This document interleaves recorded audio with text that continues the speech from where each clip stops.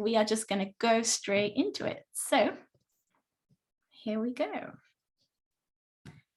All right, guys. Well, what we're going to talk about today, as you guys already know, is we're going to practice the writing for both the Cambridge First and the Cambridge Advanced exam.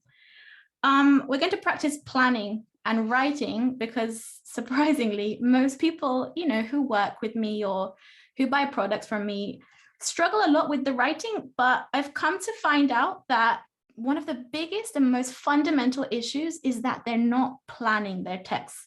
And I know I can't see most of you guys, but I know a few of you out there are like, okay, maybe I'm one of those people who doesn't always plan their writings.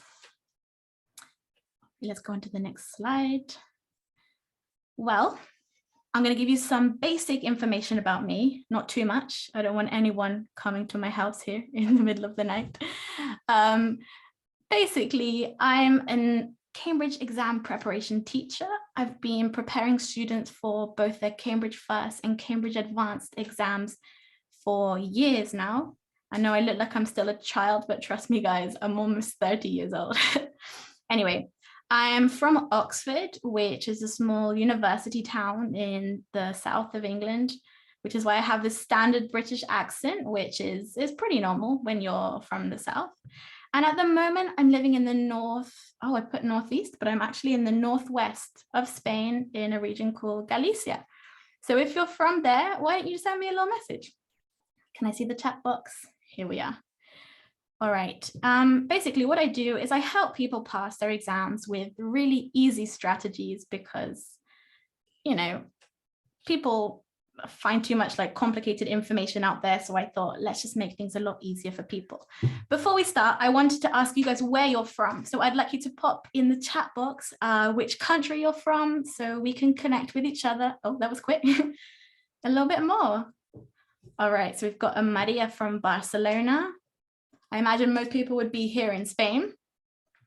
From Libya, from Peru, from Madrid, Mexico, Bolivia, Italy, Bulgaria. Wow. The Czech Republic, Poland, Slovakia. Guys, that's amazing. I literally thought most people would be here from Spain, but we've got people from all over the world. Got a few Spanish people as well. And my next question for you guys is, which exam are you planning to take? Are you planning to take the B2 first exam or the C1 advanced exam? C1, C1, C1. Whoa, all right. You guys have a high level. That's fantastic. C1 in January. All right, so guys, we have some exams soon, so we need to make sure that this is good content. Wow, okay, everyone's C1 so far. That's pretty impressive. All right, so let's get straight to it, shall we? In this 1-hour workshop, what you're going to learn from me today is why you should plan. Normally, people at C1 level do a pretty good job of this because they've learned the hard way, maybe from the B2 first exam, that not having a lot of structure can be quite detrimental to your progress. We're also going to go through writing structures for every single task. Okay, we're going to go through the essays, we're going to go through emails, we're going to go through reviews, reports, proposals. If you're doing C1, if there are any B2 students that are going to take the exam in the future, we're going to have a quick look at articles as well. All right. All right. This can work for you. What I'm going to teach you are strategies to pass the writing exam, strategies that I teach all my students, which are very successful and very to the point. Okay, so no huge textbooks here, which get you thinking, why am I doing this? Where is all the information? Everything's all over the place.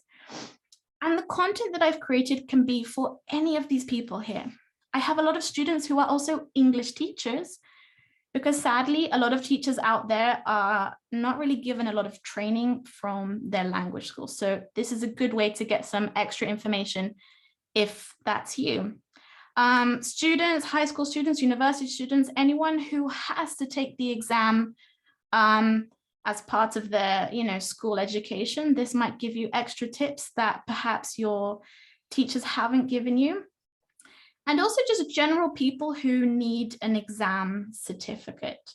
I've noticed that actually most of my students right now are, just normal people out there whose bosses have asked them to, prove their level of English with a C1 or a B2 certificate. So I know a lot of people are doing this here out of obligation. So if you'd like to write in the chat as well, yeah, I'm very curious to know. This chat will be saved so I can see all of your comments as well once we finish, but I'm curious to know, who you are and why you want to take the C1 exam or the B2 exam. All right, these strategies here, they're for the following kinds of people. Maybe you're really hardworking, but you don't know what the examiners want. And this happens a lot. You could be the queen of writing emails and letters, but writing for the exam is a very different thing. There are very specific structures that you have to follow, very specific grammar, points and vocabulary phrases that you have to use. If not, the Cambridge examiners are not content with the writing that you give, which I think can be problematic for people who do have a good level of English. But it's also good, maybe if you don't have a fantastic level of English, you can still do well in the exam by knowing exactly what you have to say or what you have to write in the exam. This is also for people who've maybe practiced their writing. They're getting kind of stuck, they don't know exactly what each text should have or how you should structure it. So I'm going to give you everything today. You might be somebody who's also new to Cambridge. You've kind of just jumped into this and you're like, I don't know what you're talking about, Izzy. I just kind of want the basics before I dive straight in and, take my exam. And you want to do well from the get-go, which means, from the very beginning. And again, it's better to learn from the very beginning how to do things well than to spend years doing things kind of maybe a bit iffy and have to kind of correct yourself. And the last point we have here is that maybe your teachers just haven't explained it well enough to you. Sadly, it's, a very real reality that language school teachers often don't have the training that, they deserve to have to be Cambridge exam teachers.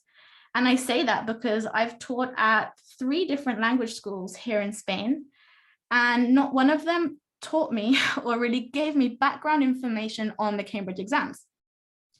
I actually remember my very first class here in Spain. I'd been here for about 3 months. I'd actually never taught a formal class, just kind of a couple of private lessons in Brazil back when I literally didn't know how to teach. And I remember that the headmistress, well, she wasn't a headmistress, the director of the school, she said to me, hey, Izzy, you're a native, which is the most important thing. And I was like, is it though? Like, the students really deserve to have quality classes. And she said, look, the only classes we have this summer are, intensive Cambridge exam preparation courses. You're going to teach them. And I panicked. I told her, I was like, look, I don't have any experience teaching exam preparation classes. And she said, well, you look like you're hardworking. You speak English fluently. Just like do a bit of background research. And that happens to a lot of people out there. That's not me anymore, but sadly, it is a lot of teachers at language schools. And I'm not blaming the teachers, but schools just often don't really have, the resources to train their teachers very well. All right, now, I kind of wish I hadn't put some of these photos up, but here we go. Just so you know a little bit more about me, this was me back in the day. I was a little bit chubbier than I am now. This is my dad. And this was the day I graduated from King's College in London, where I did a degree in Hispanic studies, Portuguese, and Brazilian studies. So I think it's good to have, a teacher who also has experience in languages, who's learned another language, because otherwise it's kind of really hard to identify, with your students and the struggles that they're going through. Then I moved to Brazil for a while to spend some time with my dad, who lives in Brazil. I started teaching private lessons. This was me living carefree in Brazil. My classes were pretty rubbish at the time. I'd never taught before, and I also wasn't teaching exam preparation at this time. These are some of my students here in Spain. This is me up there at the back. I taught for about 3 years in language schools, or here in Galicia, in the northwest of Spain. And that's really where I got most of my experience teaching Cambridge exam preparation. And then the pandemic hit all of us. Sadly, everyone from my language school was let go. We all lost our jobs. And that's when I decided to really start training myself and becoming a Cambridge exam expert. So there was no excuse to be a bad Cambridge teacher anymore. All right, let's get down to business. All right. What we're going to do now is talk about the power of good writing and how important it is to really learn how to write well and how to write well for the exam, because the writing exam is worth 20% of the whole exam, which might not seem like a lot, but remember that to pass, we need to get more or less 60%. Overall. So if you do terribly in 20%, that's going to massively bring down your points. You have the chance here to get some really easy points, and I'm going to explain to you guys later how that is. Sometimes with use of English, you might be there racking your brains, how on earth am I supposed to come up with the phrasal verb that they're asking me to, or find the idiom from this whole sea of expressions. It's bizarre. With the writing part, there are some things that if you learn how to do, you can do them very well every time, and they're very easy. I'm going to explain that to you later. As well as the above points, although what I'm going to teach you is specifically for the Cambridge exam, the skills that you're going to learn can also be applied to other areas, to other exams. And some of the phrases that I'm going to talk about later can be used in your everyday life, which is always a bonus. All right, here we have an example of some students who have worked with me, who've learnt writing strategy with me, and almost all of them do extremely well. Most of my students get B's and A's, which is really, a good feeling. And it kind of keeps me going every day because I know this works, and I know exam preparation doesn't have to be boring. It doesn't have to be confusing, and nothing has to be all over the place. There are really easy things that you can do to make sure you pass. So why don't we start? All right, I'm going the wrong way. Planning. All right, I went into a couple of Facebook groups recently, and I asked people if they planned for the writing exam, if they planned their text before they start writing, and about half of the people told me that they don't do it. And I was like, how can you not do it?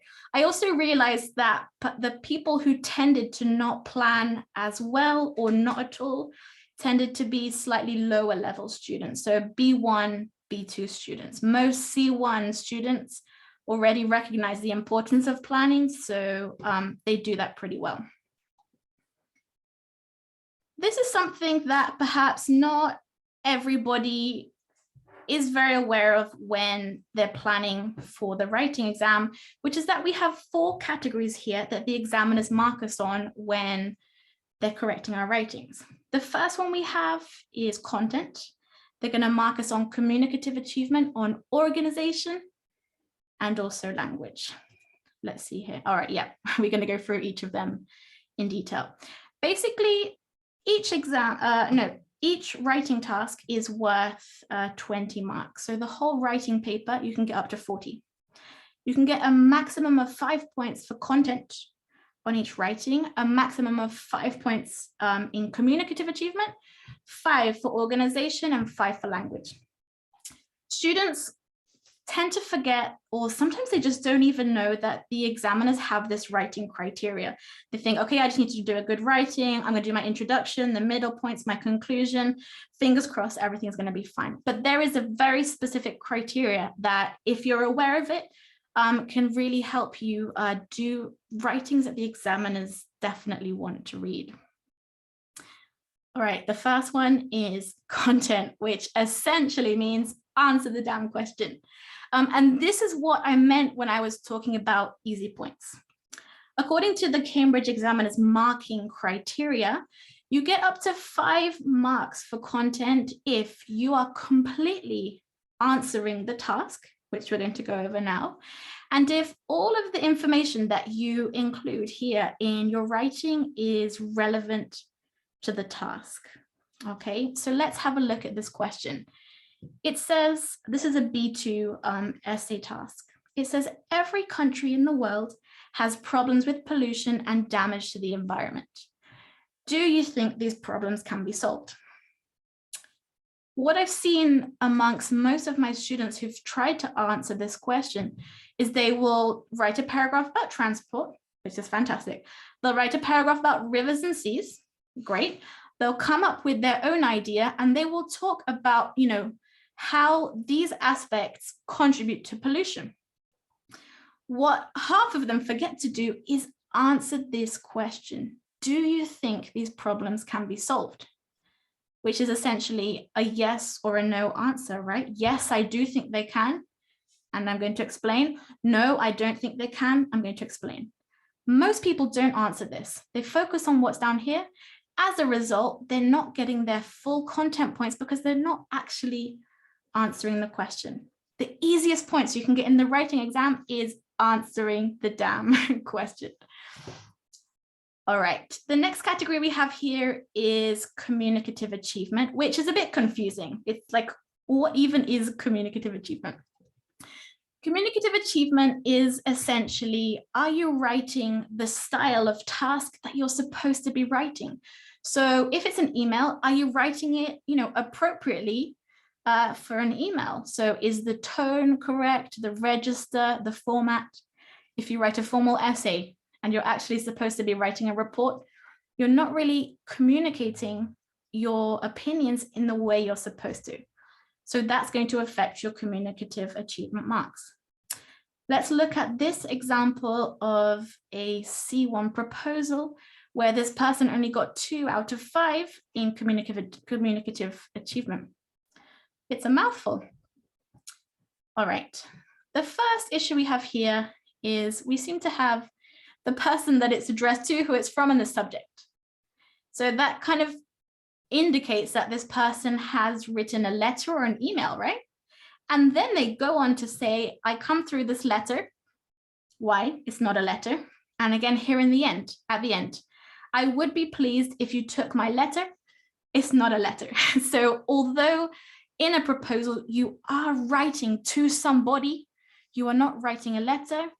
Although the main body is more or less structured like a proposal, they haven't indicated that they're writing a proposal, and that's brought down their communicative achievement marks.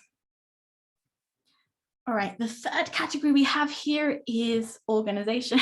And if you don't plan your writing very well, you might write something equivalent to the experience that this guy here on the right is having, which kind of looks like a complete mess, to be honest. Organization basically implies, is it easy to read? So when the examiner is reading through it, are your ideas well organized? Is it coherent? Does it have a logical order? Have you written paragraphs?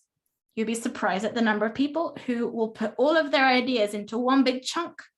They'll have the introduction and conclusion, but it's not well organized in the middle.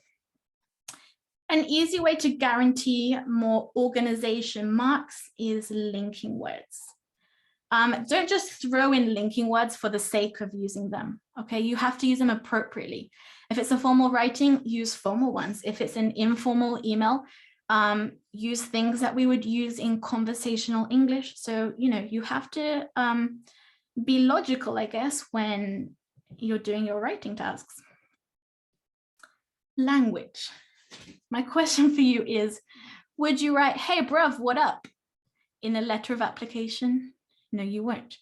You also shouldn't write in an extremely elegant way like this woman here in the GIF if you're writing a really informal email to a friend, okay? Should you use B2 level grammar in a B2 exam? Yes. What this means is, I guess where my students tend to kind of fall back the most, even if they're writing texts which have very few mistakes in them, is that they will often not include grammar which is appropriate to their level. So they will write a fantastic review, but they're not using grammar topics that the C1 textbooks start to teach, which is fundamental, because if you're not using a wide range of simple and also complex grammar, you're not going to get those top language marks. Okay. This is something which tends to surprise a lot of people, but I recommend spending 10 minutes planning. Any good teacher will tell you that it's absolutely fundamental to plan. I say 10 minutes because you really can afford to spend time planning. You have, if it's the B2 exam, you have 40 minutes more or less per writing. And if it's the C1 exam, you have 45 minutes to write like 250 words, which is a lot of time. If you spend 10 minutes writing the foundation of your text, there is very little chance or much less chance that you're going to write a mess on your piece of paper. You're going to plan your introduction, you're going to plan the main body of your text, and you're probably going to plan your conclusion so that you at least get those good organization marks. You then have your time to write your task, whichever one it is you choose. And you still have a good 25 to 30 minutes, which is a lot of time, like I said before, if you're writing a very short text, which the Cambridge ones normally are. So use this time to really think of your points, think of your examples, so that your essay is really badass when you do it. Shouldn't say words like that. And then at the end, please do not forget to spend 5 minutes checking over your work. My students normally finish their writings and then they're like, oh my gosh, I just don't want to look at this anymore. They hand it in to me and I see mistakes where I think, hey, you definitely could have avoided this if you had just read through it really quickly, which they don't, but do this in the exam because I'm sure you will find, you know, words that you might have misspelled. You might think of maybe a more advanced adjective to use in place of perhaps a lower level one. And it's just a way to clean it up and to get some extra marks. All right, why is this not going to the next page? Here we go. Okay, what we're going to do now is we're going to go through the individual tasks, not too slowly because we don't have a lot of time today and I've got a lot that I want to talk about, but with enough detail that you should have a good foundation to take home with you today. The first one is an essay, which, you know, everyone has to do. It's obligatory at B2 and C1 level. So you just have to suck it up, plan this and get used to it because there's no way to avoid it. It's like that member of the family who you kind of don't really like, but you just have to get along with them because they're not going anywhere. I have a really good Cambridge writing guide, which I'm going to talk to you guys about later. And this is like half of one of the many pages that are in it. But in this guide, I show you guys how you should plan every writing task. And this is what I've written for the essay. Your essay should always be structured like this. You're always going to start with an introduction. Don't tell me you don't write an introduction because you have to write an introduction. And the way I recommend doing it to make sure that it really stands out and the examiners are really finding it engaging and engrossing is to start with a fact. This is a really easy way to make sure that it's appropriate for an essay and to introduce the topic that you're going to talk about. For example, if you're writing an essay on rates of obesity or health, or, you know, the government is planning to fund, I don't know how many facilities, you might want to say something along the lines of 57 kids in Spain in 2019 were reported to be morbidly obese. I put in a statistic, a percentage. I made it up completely. Make up whatever you want in the exam. It really doesn't matter. What's important here is the English that you're using. The easy way to make sure that your paragraphs are good is that in each paragraph, you're going to make your point. You're going to give a linking word. You're going to give extra information, and you're going to give more information. Really bad essays or messy essays will perhaps talk about lots of things. They'll make lots of opinions, but they will not justify their original points.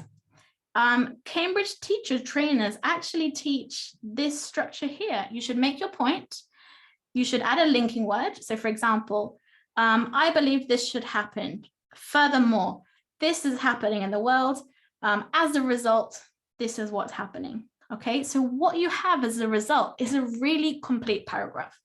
You can do this for all the writings, make your point, add extra information, and then add extra information, PEE. At the B2 level, you will have 3 points to talk about. At C1, you'll have just 2 points, so just completely eliminate the third paragraph. And then you've got your conclusion. What I recommend in the conclusion is including a contrast to show that you've thought about both opinions or all three opinions.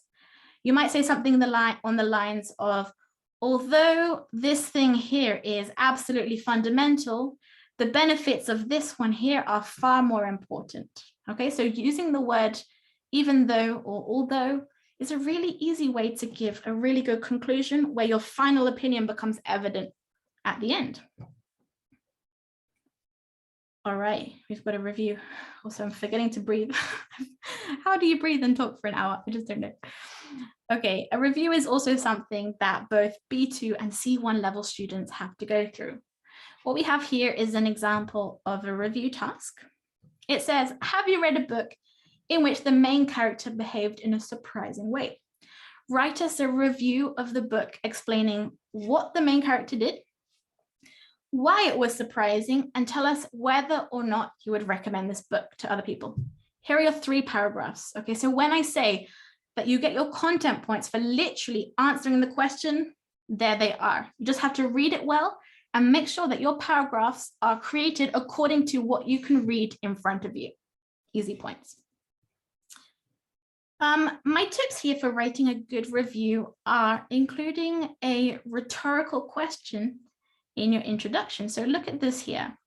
Have you ever read a book so unbelievably shocking that you felt the need to write about it straight away? And you guys might be sitting there like, have I read a book that's so extremely shocking? Like, writing a question is a really easy way to engage the reader, to make it interesting, and something that you can definitely use in the more informal writing. So in a review, if you're B2 level, you can use this in an article, and you could also use this in an informal email, okay? Top things that you absolutely must include in reviews are adjectives, adjectives, adjectives, adverbs, more adjectives, more adverbs, more adjectives and adverbs. The point of a review is that it should be descriptive. We want to feel like we've experienced the thing that you have. So let's look at this paragraph here. Well, the whole thing really. Here I say it was so unbelievably shocking. I could say, have you ever read a shocking book? But I said it was unbelievably shocking. So adding this adverb before the adjective just gives it this extra boost and makes it fun to read. In the second paragraph here, this fairly normal, I could have just said this normal, but no, I said fairly normal, which means quite normal. I then say this timid teenager, just adding extra adjectives where possible. This grim, which is kind of like depressing, sad, this grim November week. Scary, caves, eventless, village, predictable, characters, unsurprising scenes. You can see everywhere I've added lots of exciting adjectives. Put it in your review, make the reader interested in what you're trying to say. All right, then we have reports. People tend to be quite afraid of reports because they have little practice doing them. I'm a very big fan of reports because they don't require descriptive vocabulary at all. They're actually very cold pieces of text. You're going to try and avoid the first person completely. Okay, so no, I think this, I believe this. No, you want to use the passive voice as much as possible. What you're doing is you're representing the reality of a situation, but not in terms of your opinion, in terms of the facts. And this is always going to be your structure. You should, it's not compulsory, but I recommend including a title. It's It's going to be something extremely simple and obvious. For example, report on whatever it is your report is on. You're going to then introduce your report. The aim of this report is to do this and to offer suggestions for this. That's it. Okay, 2 sentences maximum. You're going to develop your first point, develop your second points. As I said before, give your facts or opinions, give an example or extra information, give more extra information. Exactly the same, but keep it formal, make it impersonal. You're going to do that for the second thing that they ask you to report on. Again, everything is in the task, so just read the task because your contents are there. And in the end, you're going to have to make a recommendation or suggestions. You will always have to do this in a report. This will always be your structure for a report and also a proposal, which makes it really easy. One thing that is absolutely fundamental here is include headings before every paragraph. So write the word introduction and then write your introduction. Write the second heading. It might be common experiences in this company. Write the experiences. And then you might write suggestions for improvement in the future. Write your suggestions, but you have to, absolutely have to include headings in a Cambridge first and advanced report. All right, what we have next are emails and letters, and the structure goes more or less as following for both formal and informal words. You're going to start with an opening formula always. If it's formal, you might say something along the lines of dear sir, dear madam, dear Mrs., whatever. If the task is from a friend, you'll say, hey, how are you doing? Hi, what's up? Your next paragraph, which is like your introduction, are your initial greetings. So you are telling the person why you're writing. You might say, hey, how have you been? It's been ages. If it's formal, I'm writing in regards to this. What you're going to have here in the middle is the same as all your other text. Read the task, include your paragraphs according to what the task is asking you to do. That's it. Then, obviously, because it's an email or a letter, we don't have like a typical conclusion. What we are going to do is include final remarks. So again, this is very logical. Think like if your boss is writing to you, if your teacher's writing to you, what would you say? You might say thank you in advance. You might say, I hope to hear from you soon. I hope to hear from you at your earliest convenience. If it's a friend, you might say, drop me a line if you have time, using a more informal phrase like this.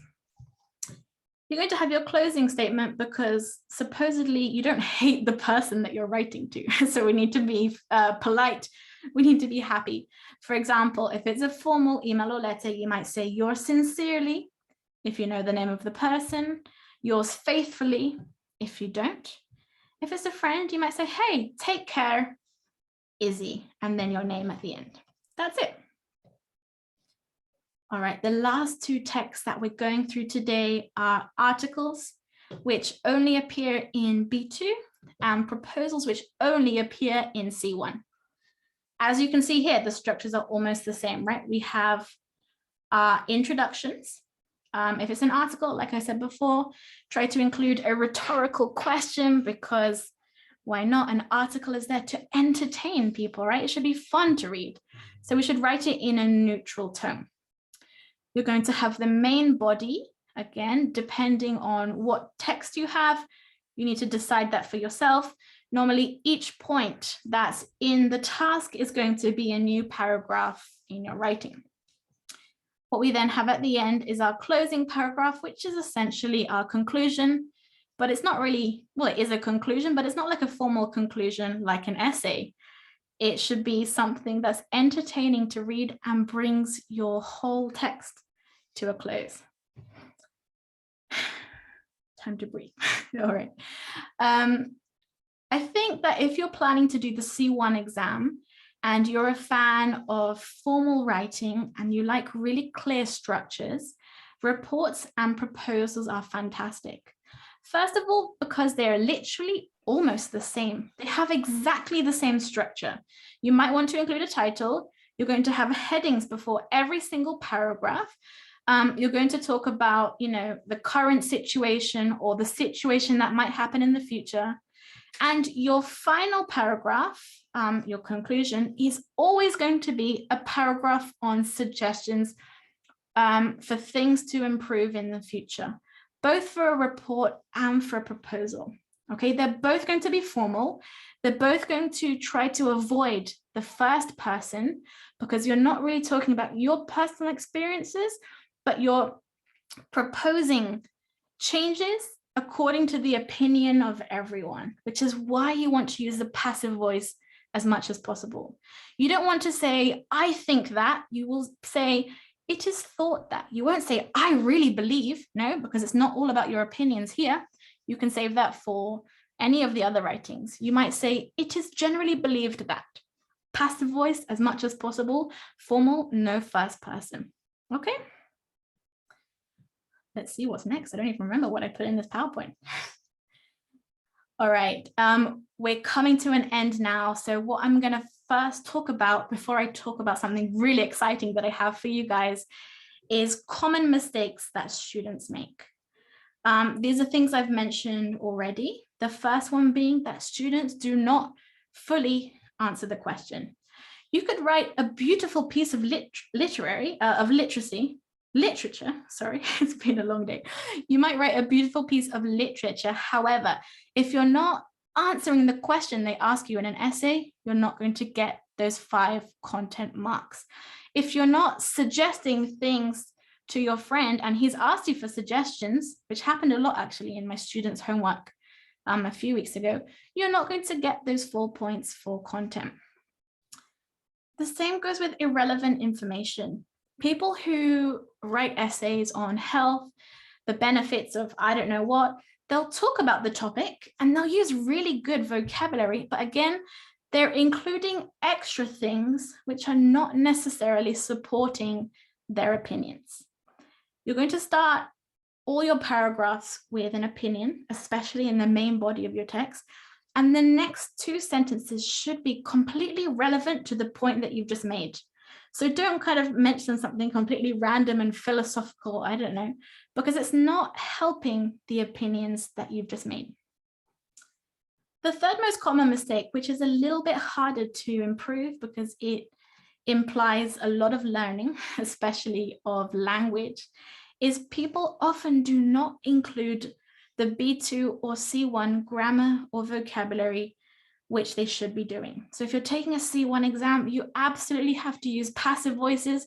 You have to use emphasis with inversion. You have to use advanced conditionals, relative clauses, all of these things that you won't necessarily see at B2. If they're in your C1 textbook, you should be using them in your writings, okay? All right, this is one of my favorite students, Mallorin. She's from Colombia, and she has been learning how to write with me. We had an interview together the other day, and she told me, Izzy, I've really improved my writing. I'm not really a mess with the whole exam. Before, I didn't have a plan or any idea how to do it, but now I know how the strategies are. I literally decided to start doing this because of people like Mallorin. I was so frustrated at the level of teaching that I was giving, in language schools, because it was not to the level that the students deserved, and it was all over the place. She bought one of my writing packages. In her first report she sent me, which is not normal, I could not believe this, she got 19 out of 20 marks because she implemented absolutely everything I taught her. In the first essay she gave me, she got 17 out of 20, which might not seem unbelievable, but that's considered an A mark. And if you get 17 out of 20 or 85%, that's automatically a C2 mark. And it will say on your certificate, showed abilities at C2 level if overall you get an A in everything. Although I've given you lots of really fundamental information today, which you guys really should all implement, please, I beg you, there are still some things, fundamental things that are missing, which is explanations, detailed explanations on all parts of the exam, top tips you absolutely must follow, the teacher's handbook. I don't know if you guys have managed to find that online, but it is a gold mine. It's fantastic. Model answers for every part. I feel like this, I mean, this happened to me in Spanish, especially when I was learning grammar, which was a headache with all of your conjugations. Anyway, if you can see examples of how you should do things, it's so much easier to do it because you're not kind of just putting all the puzzle pieces together. You see exactly how it should be, and it makes life so much easier. Planning pages. I think that by having access to some planning material can make it so much easier, because if not, I know you guys are not going to plan. Checklists are also really helpful for making sure you're doing things well. So making sure that you know exactly what grammar and vocabulary you should be including in every single writing. And more things which we're going to talk about right now. This is my other favorite student. Don't tell the rest. She's called Carla, and she bought my advanced writing guide. And she said, I honestly felt quite lost, which I'm realizing a lot of my students, they come to me saying this, you know, they've had a lot of practice, but they're still just not really knowing where to focus, exactly what to do in their writings. She said, I didn't know how important it was to plan or what things to include in my essays. You have to think of the topics on your own. I can't give you everything, but she gives you the whole structure. I haven't seen this anywhere else. Like I said before, I'm doing this to make life easier for you guys, because I know that in textbooks, you might have in Unit 1, a small section on essays. In Unit 5, a small section on emails. In Unit 11, you'll have a page on reports. It's all over the place, and there's not a lot of writing information in the textbook. So I've brought everything together for you guys. All right, so what I've created, this took me months. I did this, you know, a while ago, but with the objective, like I said before, to guide you guys in a really easy way. What I have for you is a really big ebook, so no expensive online classes or private one-to-one classes. It's something that you guys can download today, and honestly, it's really good value for money. And it's basically a pack of PDFs, so you can study at your own pace.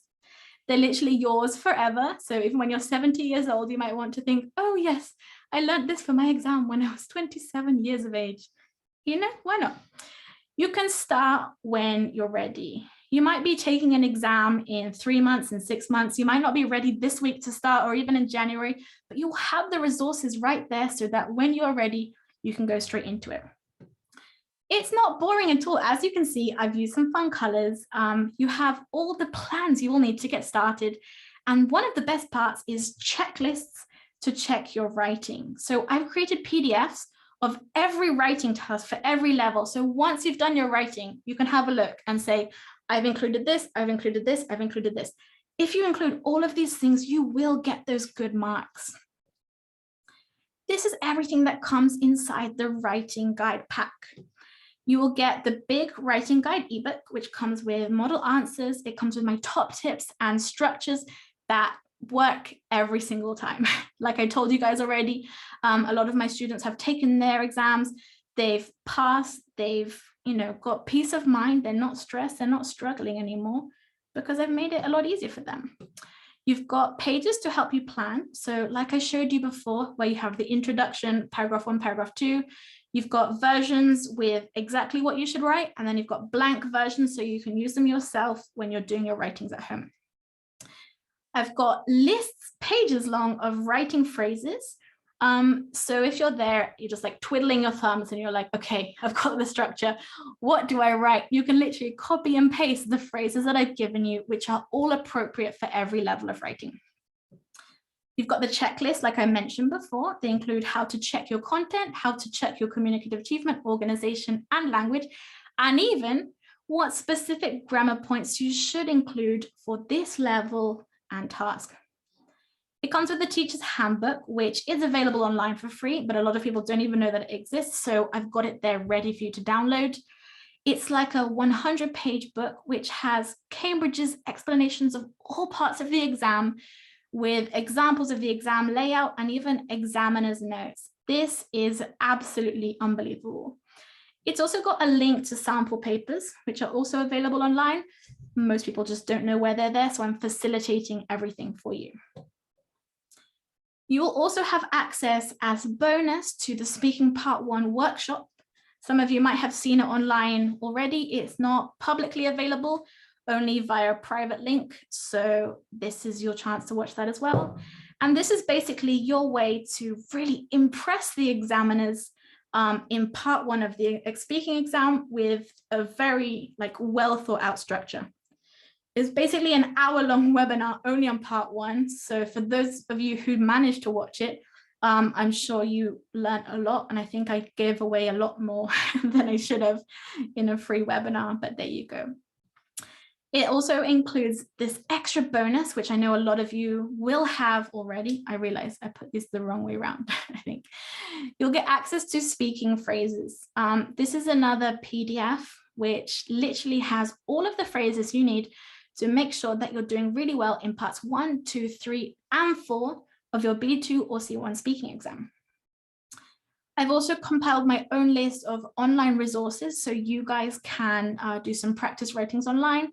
You know where to do some extra practice for all parts of the exams, and suggestions that of textbooks I really recommend that you guys buy, because some of them are just really rubbish, to be honest. They're a waste of money and a waste of time.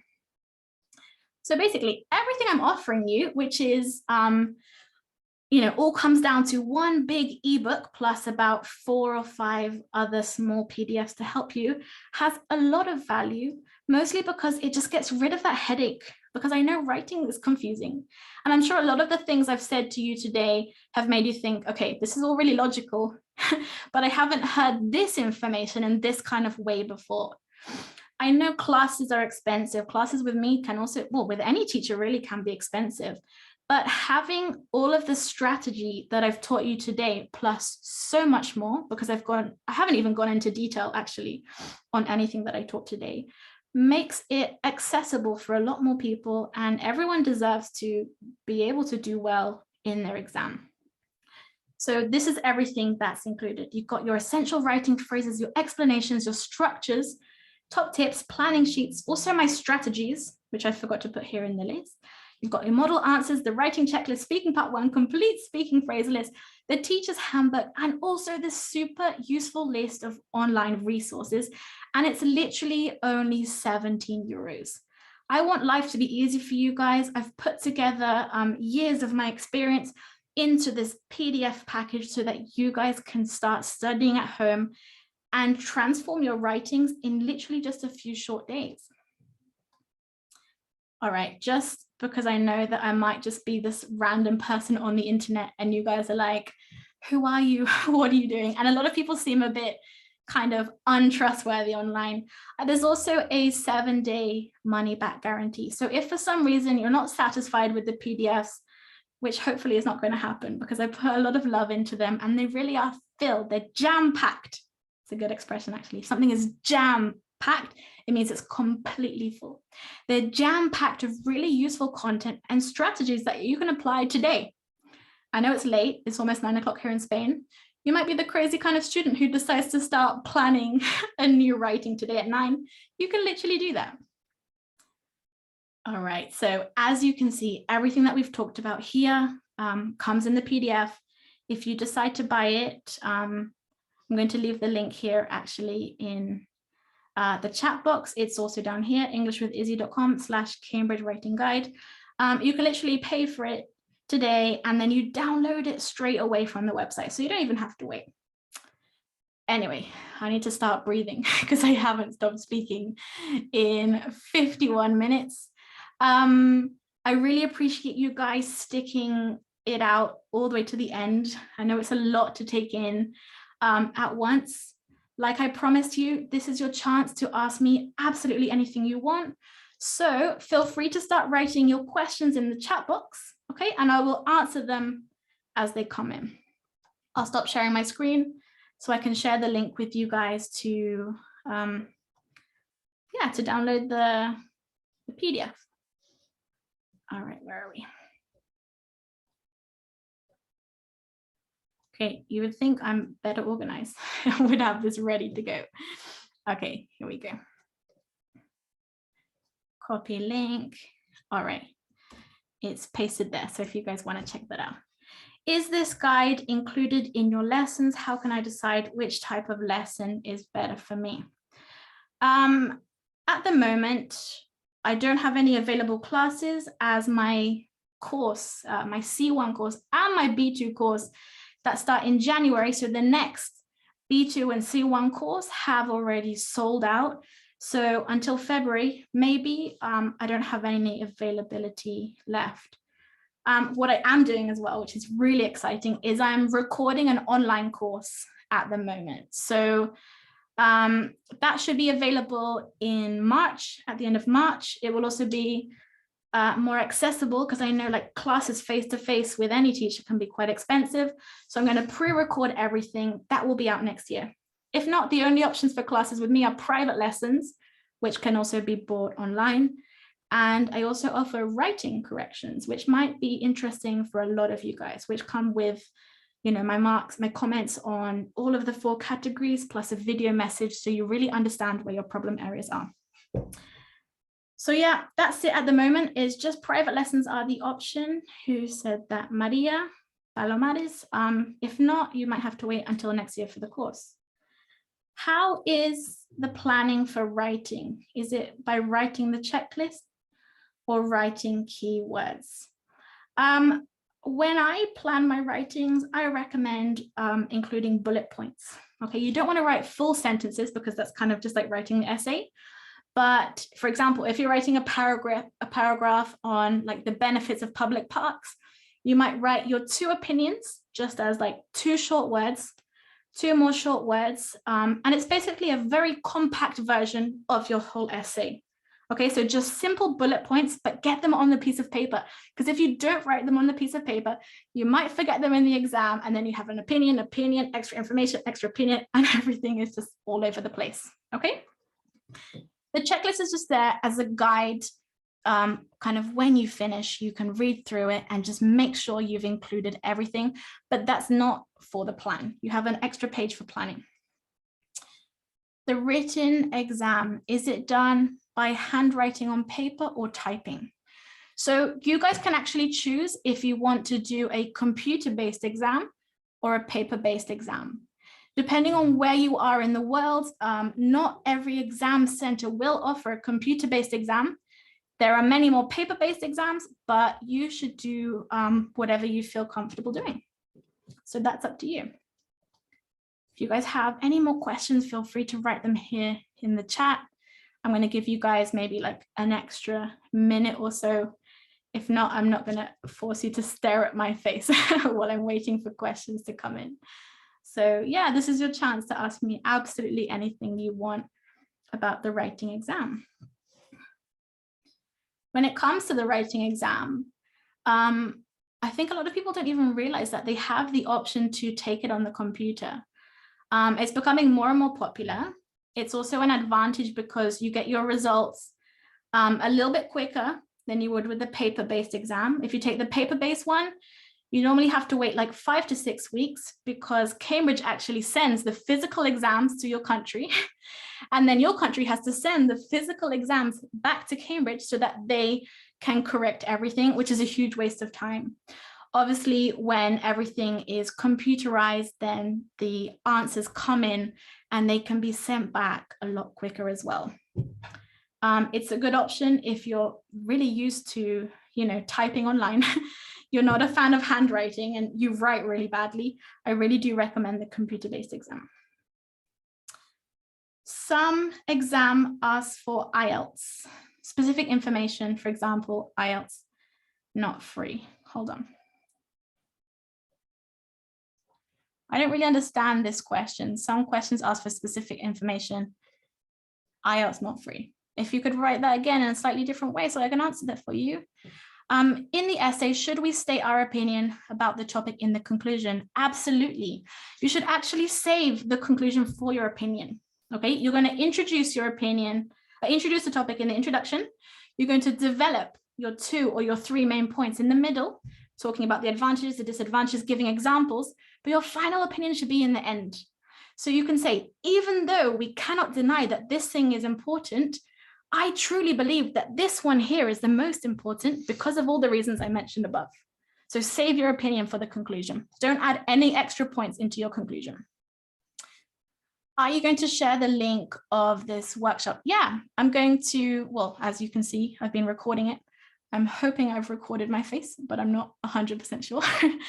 I'm going to put it up onto YouTube, but again, just with a private link. So anyone that has the link can watch it, but it's not going to be publicly available if you search for it on YouTube, but you will get it tomorrow via email. Okay, so you can watch that. I'm going to have it available for only about 4 or 5 days, but I'll give you all of the information via email tomorrow. Can private lessons be open for 2 if I know with who I'm going to take the exam? Yeah, absolutely. The more the merrier. My students don't necessarily love practicing with me because I'm a teacher and I correct them on everything. It could be 2, it can even be 3, it can be 4 people. Absolutely. The price would change a little bit, but not too much. I'm not sure about some word spelling, but it's strong adjective. For example, is it better to change with a weaker one or leave it as it is? It really depends. If you're trying to include words that are of a higher level than the level you have, so if you take a B2 exam, you're using C1 vocabulary and structures and you're making some mistakes, that's not necessarily going to affect your mark because they're looking at your writing at a B2 level. But if you're really, really unsure about how to write it and you're guessing a lot of things, it's better to avoid it because obviously the more spelling and grammar mistakes you have, the lower your language points are going to be. Okay, so it is important, but it's better to have some good language in there, if that makes sense. Can I get online classes? Yeah, of course. Everything's on my website, okay? You can like buy a pack of classes online, send me an email and we can do that together. Just so you know, I only teach exam preparation classes for B2 and C1, okay? So they're not going to be months of classes, but like a chunk of lessons to make sure that you're really, really ready for your exam. Not free writing, we have to think about the requirement information. I guess you mean that you have to be thinking about what you're writing. And yeah, I mean, everything that you write has to be relevant to the question and it has to be in the style of a Cambridge exam. So you can't just write about a dream you had last night if the essay is about pollution, okay? There is a certain amount of creativity. However, you need to be very aware of what the examiners want. When I write an essay, do I have to write toward my teacher or many people? When you write an essay, you're not actually writing to somebody. You're writing a text, an opinion text about a situation, about a topic. So there's no reason that you should say to you or to those people. Maybe in an email or a letter, you have to address someone, but not in an essay. Thank you for your lesson. You're most welcome, Maria. I really hope you guys have enjoyed it. I really like reading your comments at the end. So if you've learned something, if you found it useful, like please go ahead and write something in the comments.